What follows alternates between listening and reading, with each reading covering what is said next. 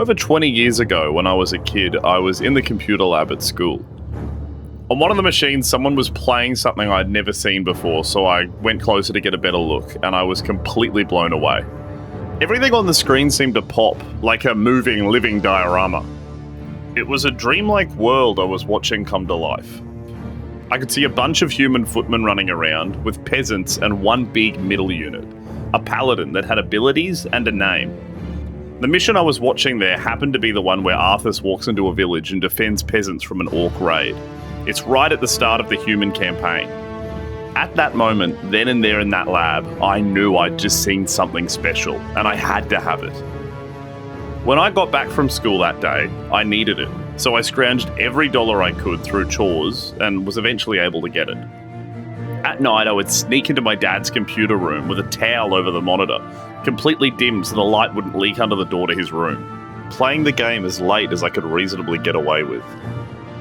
Warcraft 3 is one of the most beloved things ever made, but despite all the praise it's gotten, it has never had a sequel. That sequel was robbed from it due to one of the most successful subscription games in history using its IP. I've said in other videos that there were two big games that defined much of my gaming life. The first was Dawn of War, and the other one was this. But my obsession with Warcraft 3 wasn't a niche thing. When it came out mid-2002, it was huge. A month after that launch, they'd announced it had sold 1 million copies and called it the fastest selling PC game ever made. It got fantastic reviews and won multiple awards. Yet a year later, its expansion pack, Frozen Throne, still made it better. And for many people, the Frozen Throne's launch is the peak of RTS. I played every aspect of Warcraft 3 to death, and to this day, it's tied with Dawn of War as my most replayed game ever. Standing where I stood in 2003, with it being one of the fastest selling PC games, with the best campaign I'd ever played at that point, Warcraft 4 felt inevitable. And Blizzard did them better than anyone else. With those high expectations, it felt like nothing could stop Warcraft 4 from coming. And then WoW happened.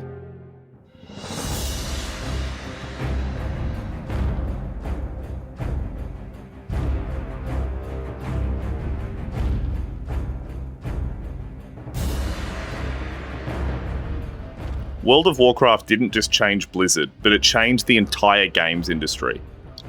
It was the thing that stood between me and Warcraft 4.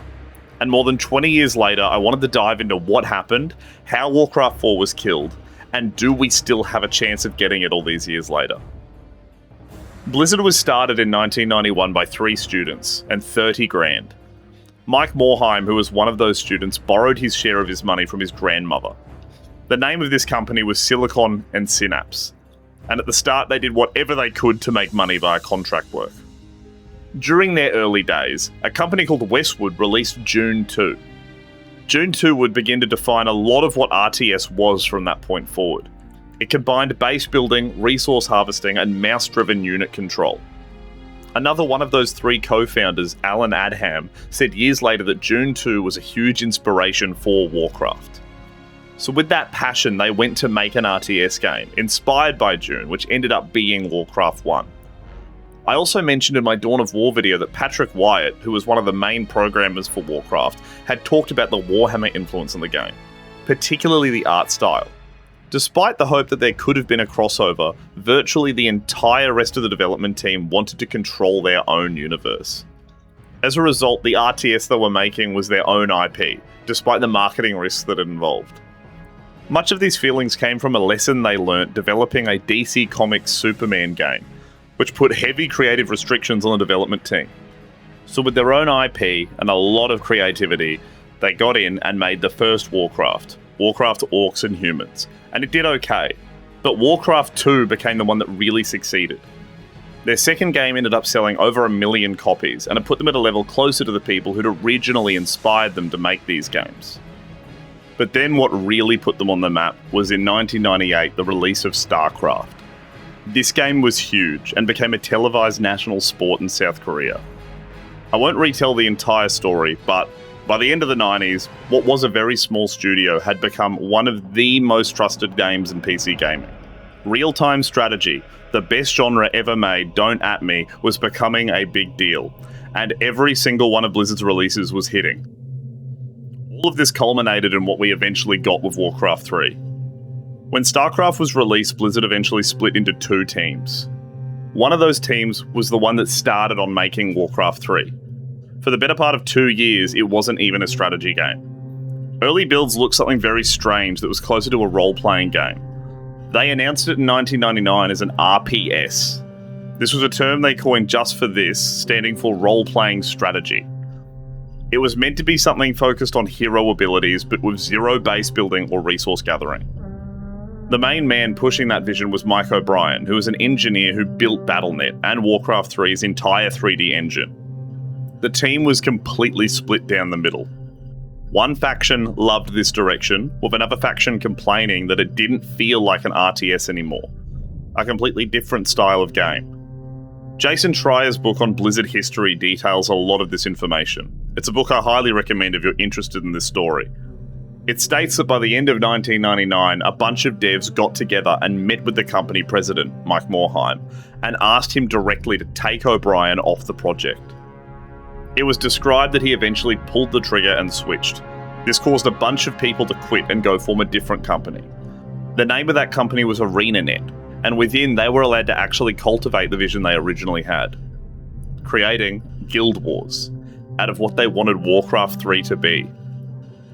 That meant that the people who won the argument had to completely demolish the game, to then build it into the RTS they actually wanted it to be. Pacino says that when they reset it to a proper RTS, there was 0 unit AI, and they had a couple of weeks before E3 2000. So we had to make units flock together like birds, with no pathfinding as they needed something to show. Back in these days, Blizzard was still betting the entire company on every single game release, despite the success of their previous ones. Everything was still on the line, and what came out of that turmoil was a compromise between two visions. The result was nothing short of incredible. They kept all the systems they had around heroes' abilities and levels, but it was all baked within a real RTS. They decided they didn't want armies to drown down the heroes, so they made sure there was an upkeep mechanic, so that they couldn't get too big. When you had too many units, you would just get less gold. It had an incredibly unique look, the original style that drew me in. The art director, Samwise Daidya, said they wanted superhero versions of fantasy characters, rock stars with battle axes. That artistic direction has defined nearly every Blizzard game since that choice. An incredibly bright star that came out of this contention between RTS and role-playing was how the campaign ended up as well. Warcraft 3 was one of the best campaigns ever made. The designers apparently locked themselves in a room and built out Metz's story over and over, mission by mission, until everything worked together. The core of this story was built around a character named Arthas, who was the original character I'd first saw in that computer lab. He was a prince who ended up falling from grace, and had one of the most impactful stories ever told in gaming. And like nearly all their other games, when it shipped, it did great. When followed up by the expansion, The Frozen Throne, it ended up defining the RTS genre at that time. I wouldn't have believed you back then if you told me that was going to be the last original Warcraft RTS to be made. World of Warcraft, despite what some might think, was not made after Warcraft 3 to cash on that universe's success. It was originally announced in 2001, nearly a year before Warcraft 3 came out. Blizzard's in-house museum team showed that WoW started around 1999 as a prototype inside the Warcraft 3 engine. This is what that other team was doing while the original Team 1 was fighting over the role-playing strategy debacle. The second team argued that EverQuest ruled the MMO space at the time. EverQuest was notoriously difficult to get into for a normal person, but they saw potential in the format. They spent a lot of time diving into what made it good and how they could make it better. EverQuest had a guild leader called Tygol, which was famous on EverQuest forums, and he would constantly flame the EverQuest endgame design. Rob Pardo actually played with him, so Pardo showed him the secret game and told him to apply. The real name of this man ended up being Jeff Kaplan, who many of you may now know from his work on Overwatch. This was a great example of the types of things early Blizzard did, flat out hiring the greatest complainer of the game that they were competing with to develop for them. After years and years of incredibly hard crunch, WoW launched in 2004, nearly 10 years after Warcraft 1 came out, selling 240k copies in a day. I remember begging my parents to let me get it, but they didn't want to because they didn't trust using a credit card online to pay the subscription fee. Once again, the game was breaking records, but unlike Warcraft 3, this game was always online. So all accounts of its launch had nothing but crashing and lagging. None of the demand was expected. One of the developers, Bo Bell, in a Retro Gamer interview, mentioned that the team would joke before the launch, as EverQuest was pulling in about $500,000. Someone said, "What if we pull in $1 million?" It was something everyone laughed about, but they hoped that they could do it for real. Within months, WoW was making $15 million a month, 30 times the EverQuest number. And that's where all the marketing material I showed earlier in this video came from. Suddenly, Mr. T was selling night elves on national television. The amount of money put into celebrity endorsements was insane, and the game was becoming a cultural icon. South Park won an actual Emmy for its WoW episode, and for the last half of the early 2000s, this game is what people thought of when someone mentioned PC gaming. I played WoW all the way up until Wrath of the Lich King. I had a great time, and I still remember how it felt to be in Goldshire as a kid. But it never connected with me anywhere near as much as something like Warcraft 3 did. And for a lot of those early days, I never considered WoW being a threat to Warcraft 3. I thought it was a really cool expansion of the universe. WoW was defined by stories that Warcraft 3 had told, so at first I genuinely thought that both things could exist at once. The RTS would tell the stories, and the world you lived in would be World of Warcraft. But when you started to look at the numbers, it became a lot more obvious what was going wrong. By late 2010, WoW was pushing 12 million subscribers. At the time, that was more subs than there were people in Belgium. Because it was one of the earlier subscription games, it was printing more money than nearly any other game in the world. WoW's subscription income was as big as Call of Duty's. From that day, Warcraft was no longer a game series inside Blizzard, but it became a revenue machine. Blizzard flat out said this themselves. In November 2013, Chris Metzen, the man who wrote Arthas in Warcraft 3, becoming Blizzard's Senior Vice President of Story and Franchise Development, was asked by OzGamers whether it was time for Warcraft 4. His answer was, "It felt just like total overkill. Most of our Warcraft guns are going to be aimed squarely at WoW. Right now, the RTS thing is really covered by StarCraft 2. Maybe one day, but right now, Warcraft is a WoW thing." So if anyone had any doubts up until that point, it was clear that WoW had executed Warcraft 4. And any internal grumblings about wanting to develop an RTS were squarely moved over to StarCraft 2, which even then was just considered a side project from the perspective of higher-ups, when WoW was making so much more money than your normal game. It was no longer at this point about making good games. It was mainly just about money printing. But people inside Blizzard didn't stop trying. Jason Schreier, after interviewing 300 people for his book on Blizzard, said in an AMA while promoting it that Tim Morton, StarCraft 2's production director, and his team tried for years to kick off new RTS, making all sorts of pitches and prototypes, from Warcraft 4 to even a Call of Duty RTS pitch. Tim Morton was desperate, and Schreier himself said that there was no appetite among any of Blizzard's executive team for a new RTS game. It's pretty funny that they were so anti-RTS that even Call of Duty was denied as an RTS pitch. Bloomberg's reporting also found out what we already knew. These smaller teams were getting ignored more and more in favour of potential billion-dollar games like Diablo 4 and Overwatch 2. They saw StarCraft 2 as proving the genre's ceiling, and apparently it was selling much worse on each installment, as where WoW, Overwatch, Hearthstone and Diablo all went far beyond what they could have hoped for, pinning that down on just being a fundamental issue of RTS. But it wasn't just Warcraft that was copying these issues. In 2019, Kotaku said that Blizzard had cancelled the StarCraft FPS 2 years into development. There was another huge MMO in production as well, named Titan. That was scrapped, and the bones of that project are what ended up becoming Overwatch. But the scrapping of a lot of these other games ended up being fundamental to development issues, not a bias against their genre, like it was with RTS. So nobody at Blizzard hated Warcraft 3, and nobody wanted to punish it. WoW just reset what success meant within the company. When the bar became a billion-dollar game, the greatest RTS could not reach its own sequel, so Warcraft 4 was pretty much repriced out of existence. After years of silence, at BlizzCon in 2018, Blizzard announced Warcraft 3 Reforged. This was the first Warcraft RTS project talked about in decades, and I was incredibly excited.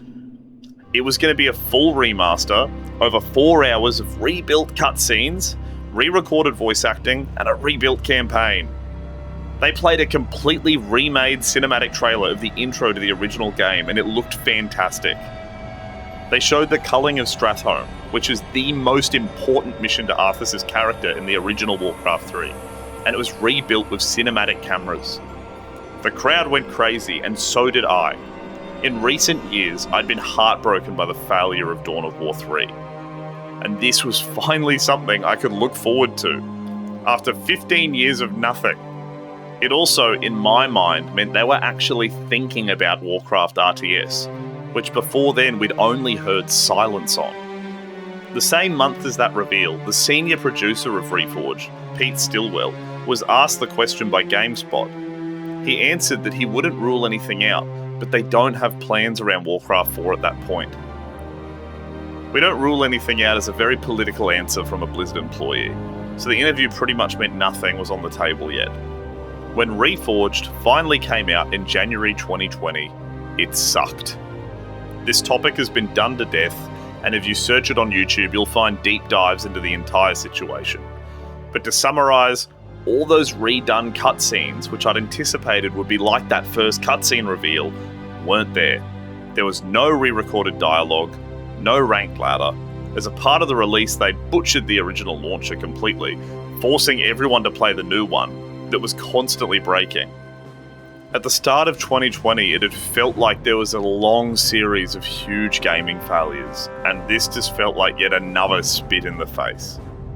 It got completely review bombed, at the time going as low as 0.5, the lowest user score Metacritic had ever had in history. In post-mortems a couple of years later, it was revealed that, as we expected, a remaster of an old strategy game had little chance of becoming a billion-dollar product that Activision wanted. So as a result, the budget was starved and the devs were ignored.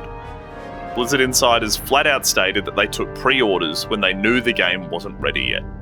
Normally, when you're about to launch a game, you celebrate, but Bloomberg reported that they were just wincing in anticipation of how angry players would be on its release. 8 months after its launch, the team was dismantled. A fun little detail to top it all off is, a week before launch, a custom games policy went live, which contains the sentence, "You hereby assign to Blizzard all of your rights, title, and interest in, and to all custom games," making sure any custom game ever made was Blizzard's property. A spit in the face to players, as they were still salty about losing a lawsuit over Dota to Valve over a decade earlier. In Reforged's defense, over the years they slowly brought features back. It's been patched quietly for over half a decade now, and it's slowly getting back to the point that it originally should have been. It's still getting patched today, and Warcraft 3 is still the incredible game it originally was. But it's hard to shake the feeling that it was yet another RTS game that was sabotaged from the start, in a self-fulfilling prophecy as to why it shouldn't succeed. By 2020, Tim Morton, who'd been pitching Warcraft 4 inside Blizzard for years, was gone. He eventually co-founded his own studio to make the game Blizzard wouldn't. That's another story that doesn't go so well. So in late 2023, after years of drama and issues, Microsoft bought Activision Blizzard for $68.7 billion. Despite the good and the bad of Microsoft, the interesting part for me was who was signing it. Phil Spencer spent his entire time in the media circuit, on record, talking about Blizzard's back catalogue. On StarCraft to Wired, he said that StarCraft was a seminal moment in gaming, from an esports perspective, real-time strategy on consoles perspective, and just from an RTS storytelling perspective. Now, he didn't say anything about Warcraft here, but it was clear that he cared about real-time strategy. It was at this time that Microsoft were funding Age of Empires 4, which showed they at least cared enough to build on it. Earlier in 2026, Phil Spencer retired after nearly 40 years at Microsoft into an advisory role, and his replacement was a woman named Asha Sharma, who did not come from a games background. Within half a year, she led what she called the most significant restructure in Xbox history, cutting thousands of jobs and divesting in multiple studios. She claimed that their issue was that Xbox owned some of the industry's most defining franchises, but had not adequately funded them to compete and win. For good reason, a lot of what is happening here you can see as a bad thing. But wanting to fund fewer, bigger franchises is technically a good thing for Warcraft. It's hard to know how this might impact Warcraft 4, but we have a Microsoft lead who's a huge RTS fan, and now they're putting more money into the big franchises like Warcraft. As this was all happening in Blizzard, Chris Metzen came back to be the executive creative director of the entire Warcraft franchise. The franchise, not just WoW. He hasn't talked much about RTS in public, so I can't build on nothing. But shortly after this happened in late 2024, Blizzard remastered Warcraft 1 and Warcraft 2, seeing an increase as well in the patching of Warcraft Reforged, and putting out the first franchise-wide Warcraft Direct event in history. Then, earlier this year, Holly Longdale, the Blizzard vice president, said that Warcraft had been underutilized, and that Blizzard has a bigger vision for it other than simply being an MMO. Once again, I'm not saying RTS, but the odds of that mattering are slowly getting higher.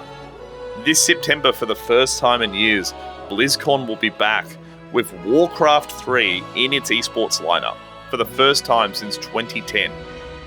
That is a lot of hints. The last real thing worth going into on this is that last year in 2025, a Reddit account posted an image of a document called Franchise Slate, World of Warcraft, and then quickly was deleted. The apparently leaked document laid out Warcraft plans all the way through to 2030, with expansions, TV shows, and more unannounced games.